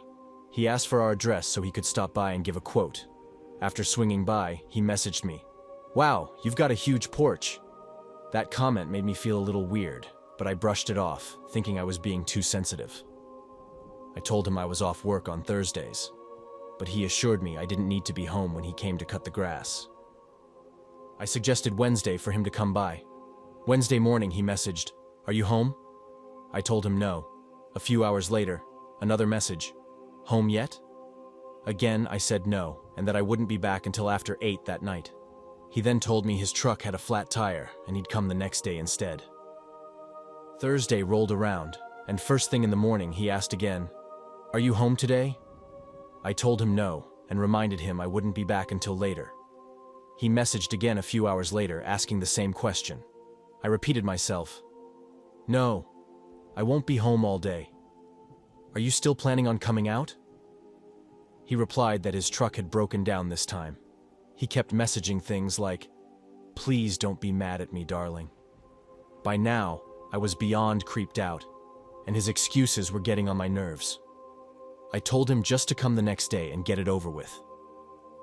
It's Friday, and this time it's actually my day off. I left the house early in the morning. While I'm out, he sends me another message. "Hey, I'm coming by today. You're off, right?" I told him, "Yeah, but I'm not home." He asked, "When will you be back?" I just said, "I don't know," trying to avoid giving him details.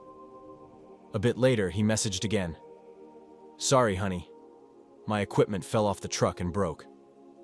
Maybe I'll come tomorrow." That was the last straw. I told him, "Forget it. I'll find someone else." Saturday rolls around and I get off work around 4 p.m.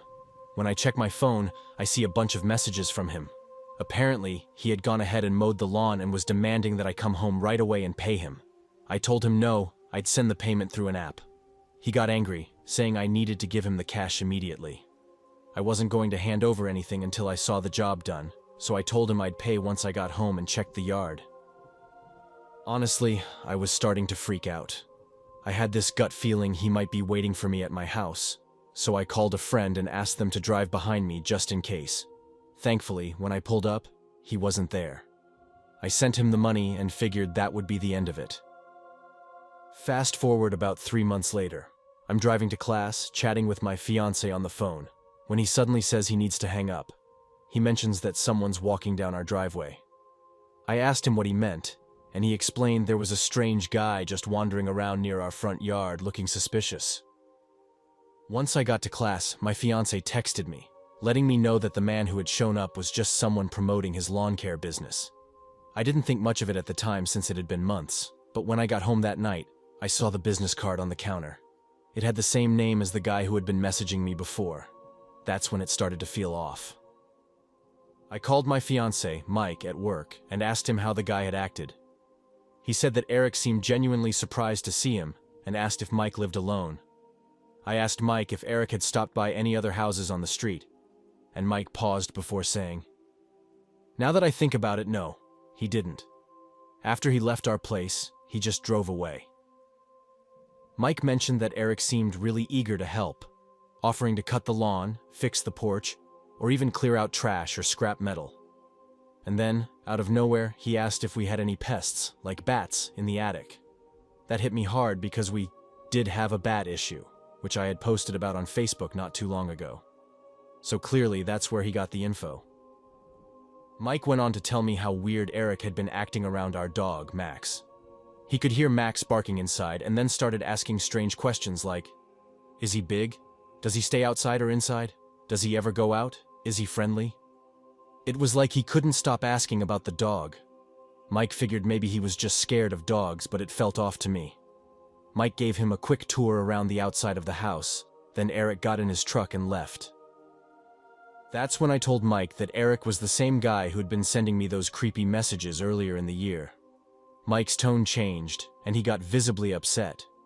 He recalled how Eric had asked all these oddly specific questions about who lived here, how long we had been here, and where everyone was during the day. Mike said he tried to downplay it, but Eric kept pushing, trying to figure out if Mike was the only one home. Before he left, Mike had asked Eric directly if he had ever cut the lawn here before, thinking maybe he was confusing us with the previous owners. But Eric just said, "Nope, never mowed your lawn. I was just in the area and thought I'd drop by to promote my business." The part that freaked me out the most? That day, I had taken Mike's car to work, meaning my car was still in the driveway. So, when Eric stopped by, he must have thought I was home alone. I didn't call the cops because I felt like maybe I was overreacting, reading too much into it. But this happened just a couple of days ago. If he shows up again, I'll definitely update everyone. Hopefully, this is the last I'll hear from him.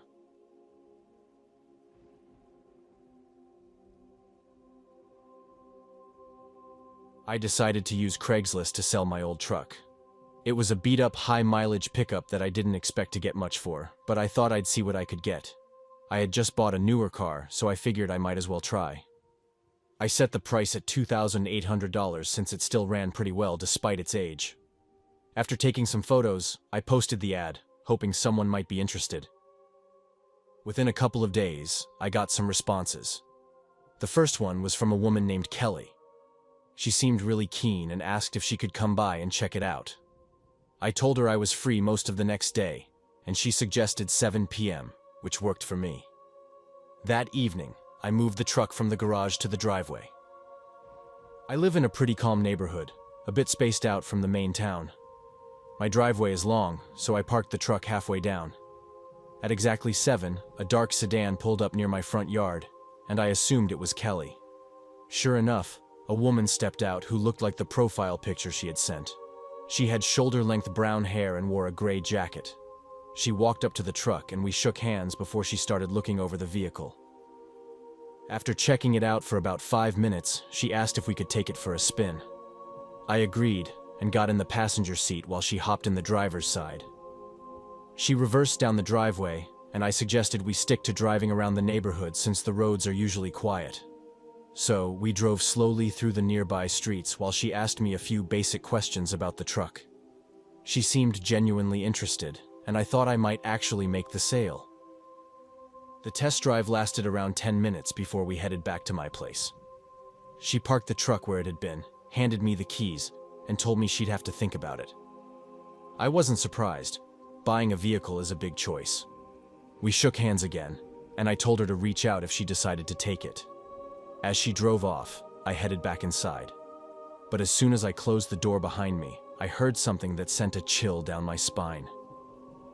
I live by myself, no pets or anything, so I had no clue what that noise could be. Then, I started hearing footsteps. They were coming from the other side of the house, somewhere near the kitchen. My heart stopped. There was no doubt about it now. Someone else was inside with me. I called out, asking who was there, but there was no answer, just complete silence. I shouted again, louder this time, telling whoever it was that I was about to call the cops. As soon as I said that, I slowly backed toward the front door, ready to run if things went south. My heart was pounding so hard I thought it might burst. I could hear my pulse in my ears, trying to stay calm while figuring out what to do. And then, I heard the back door creak open. I froze. The door was out of my sight, so I couldn't see what was happening. Was the intruder leaving, or were they planning something else? The door slammed shut, and I stayed rooted in place, still not completely sure they were gone. A few seconds later, I heard a sound from outside, this time behind me. I turned just in time to see someone sprinting down my driveway. The sun had just gone down, and the shadows made it impossible to make out any details. But I could tell it was a grown man, dressed all in black. He was running at full speed, and before I could even react, I saw him jump into a car that had just pulled up to the curb. My stomach dropped. It was the same car Kelly had arrived in earlier. The guy threw himself into the back seat, and the car peeled off like it was in a race. It wasn't until the taillights disappeared that I snapped out of it and quickly checked my house. Sure enough, they were gone, but not before taking a few things. Some cash from my bedroom, an old watch, and my unused phone. Little stuff, but still, the violation hit me hard. I called the cops right away, and they showed up about 20 minutes later. I explained everything to them, but I hadn't gotten the license plate number. By the time I tried to check, the van was long gone. When I looked up Kelly's profile, she had already blocked me on Facebook, if that was even her real name. I gave the police as much info as I could, but I knew it wasn't enough. I felt so stupid afterward. The guy had slipped in through my garage, which I'd left wide open when we went for the test drive. Worse, the door leading from the garage into the house was unlocked. I had always been so relaxed about security because my neighborhood is usually so quiet. The garage is set pretty far back from the road, and it never crossed my mind that anyone would just wander in. But now, thinking back, it was obvious. The guy had probably been hiding in Kelly's car when she arrived, and once we left for the drive, he just let himself in. I learned my lesson the hard way. From then on, anytime I tried to sell something, I made sure to meet people at a nearby shopping center or somewhere public. If you ever use sites like Craigslist or Facebook Marketplace, do yourself a favor and don't make the same mistake I did. Always meet in a public place if you can.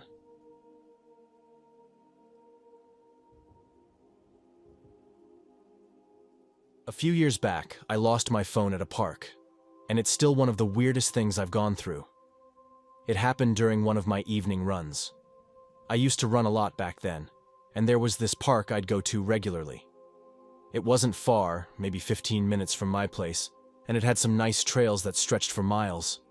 The best part? Almost no one else ever went there, so it was perfect for running in peace.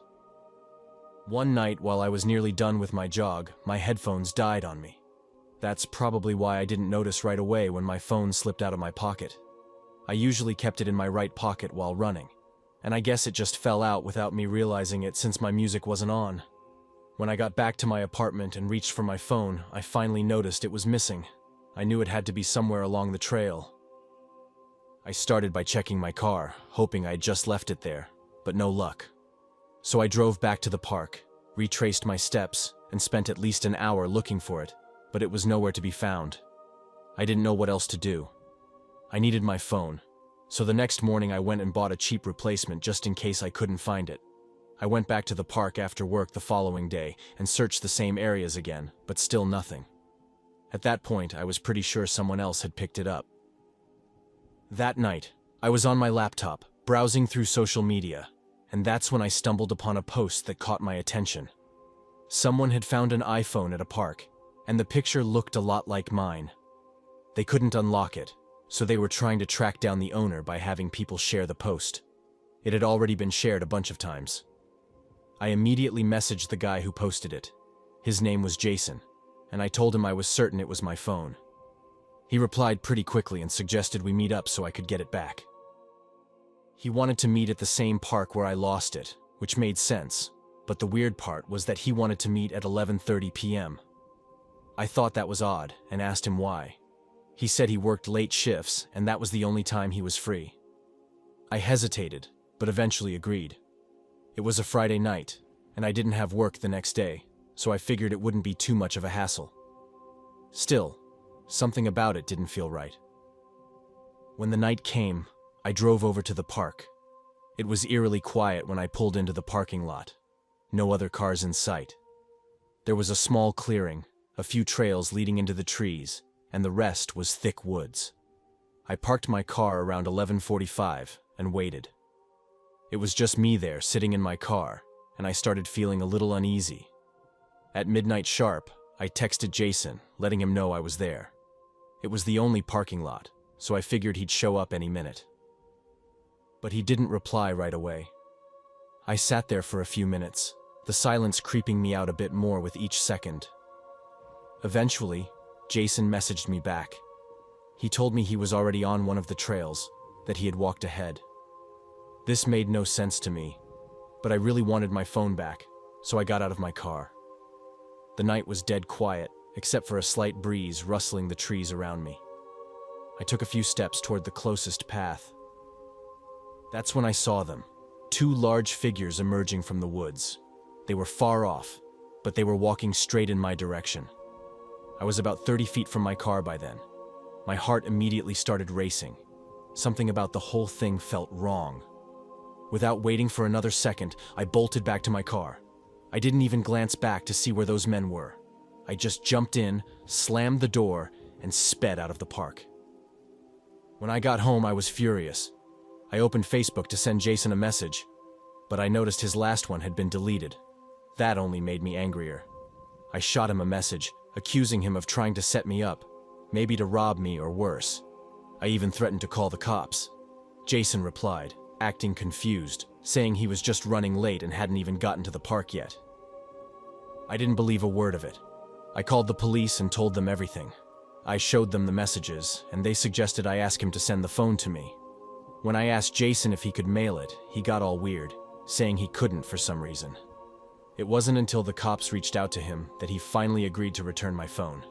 There was no solid proof that Jason had anything to do with those men in the woods, but I'm certain he was planning something sketchy. I blocked him not long after, and I hope I never run into him again.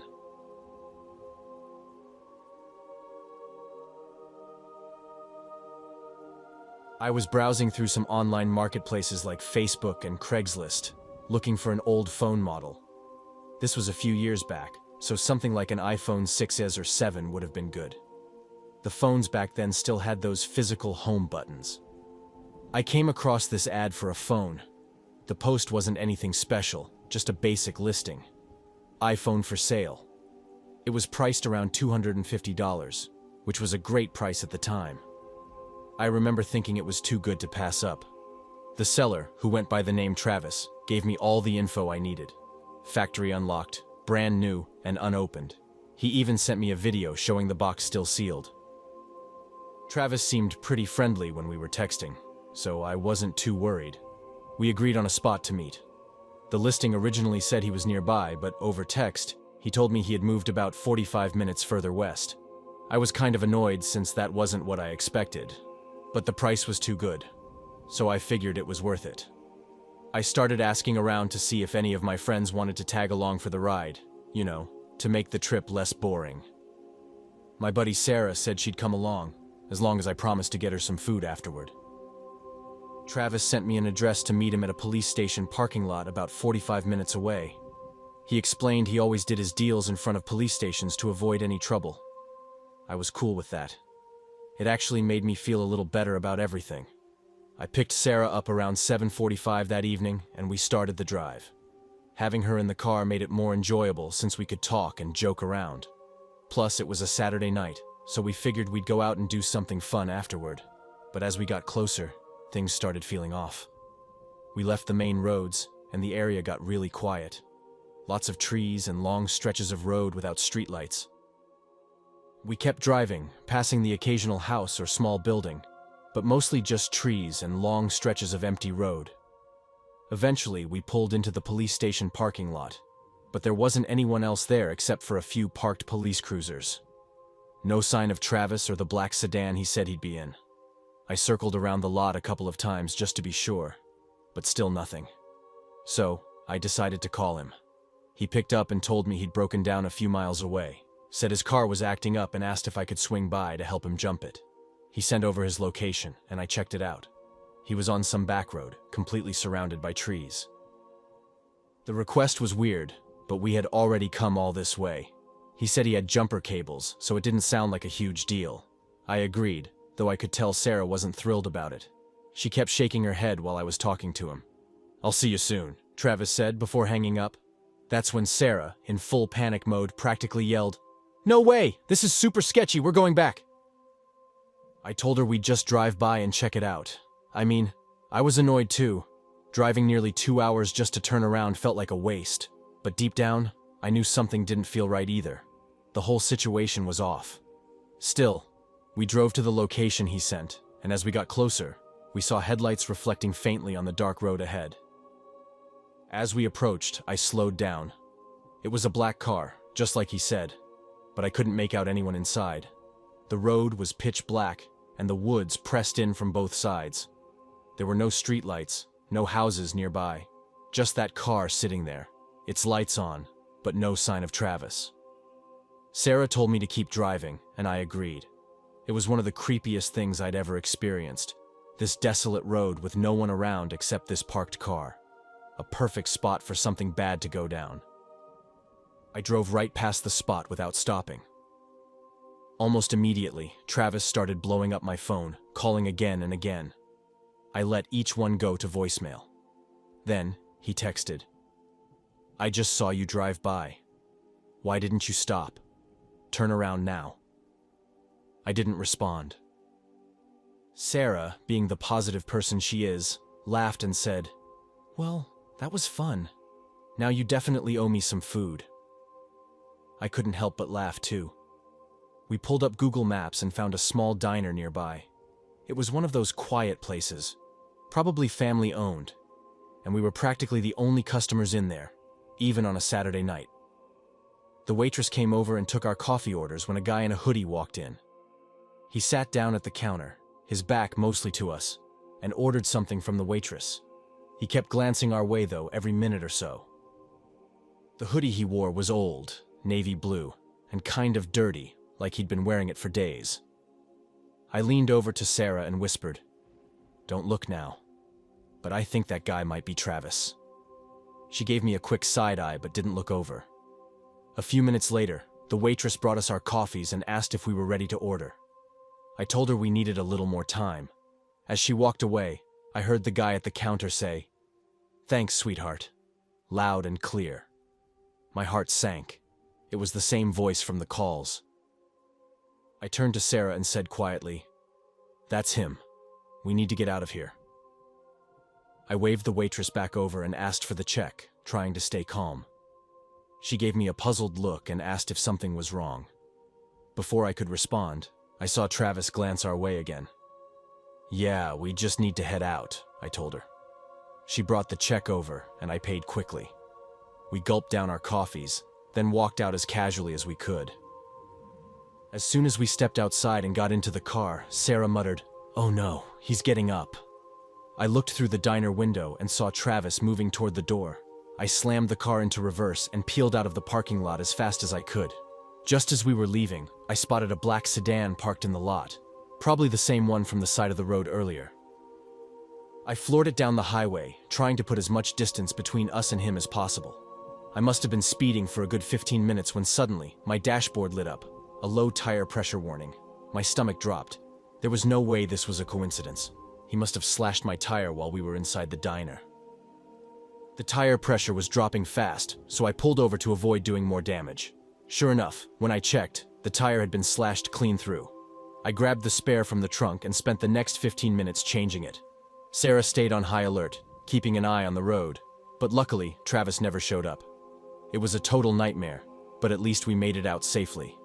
And yeah, in case you're wondering, I still treated Sarah to dinner that night. Now, whenever we tell this story, we can laugh about it. But I still get chills thinking about how close we were to walking straight into his trap.